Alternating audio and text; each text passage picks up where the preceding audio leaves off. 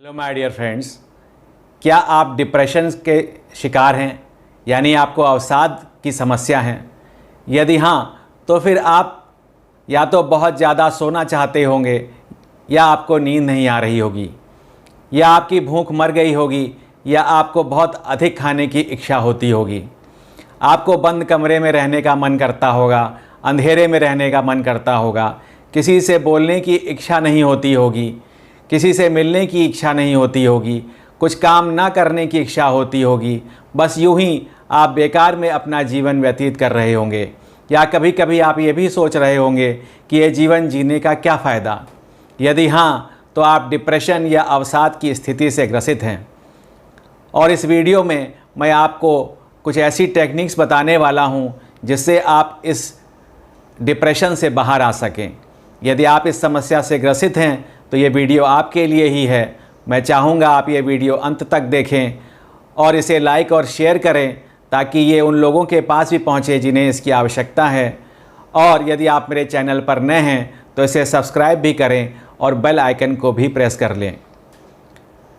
Depression की अवस्था तब होती है जब हम बहुत दिन तक अपनी फीलिंग्स को सप्रेस कर देते हैं, यानी सप्रेशन।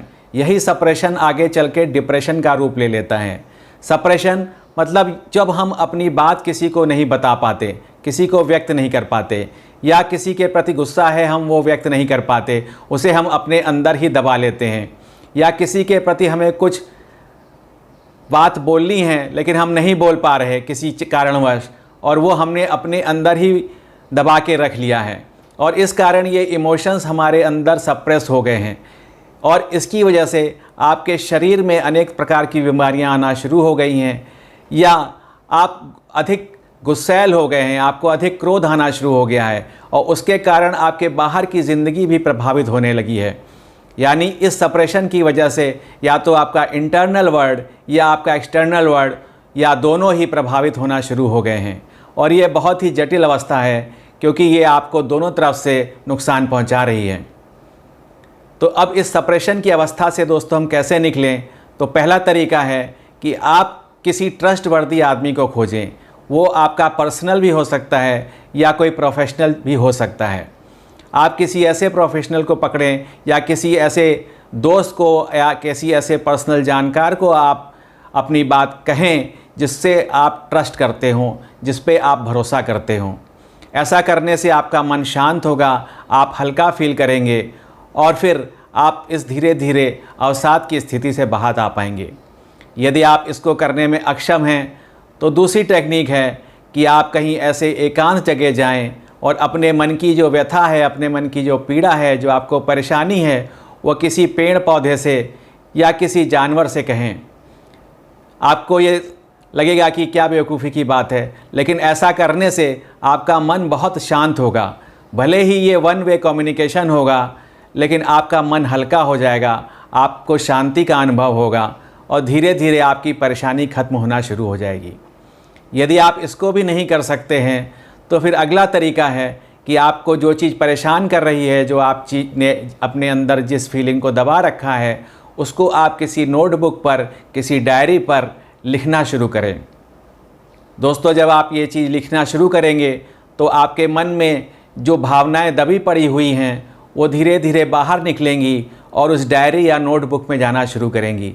ये बहुत ही प्रभावशाली चीज़ होती है, क्योंकि अक्सर हम अपने अंदर बहुत सी चीज़ों को दबाए रहते हैं जो हमारे लिए समस्या खड़ी कर देती है आगे चलकर।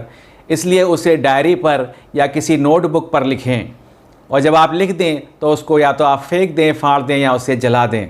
ऐसा करने से आप अपने मन की जो परेशानी है, जो आप किसी को नहीं बता पा रहे थे, वो आपने एक पेपर पर लिख दी है, और आपने किसी के साथ तो उसको शेयर कर दिया है।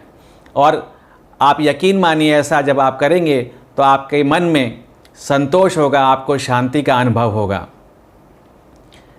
यदि आप ये भी नहीं कर पा रहे हैं तो अगला तरीका है कि आप अपने छत पर जाएं, एक ऐसी एकांत जगह ढूंढें जहाँ पे आपकी बातें कोई ना सुन रहा हो, और आप फिर बोलना शुरू करें।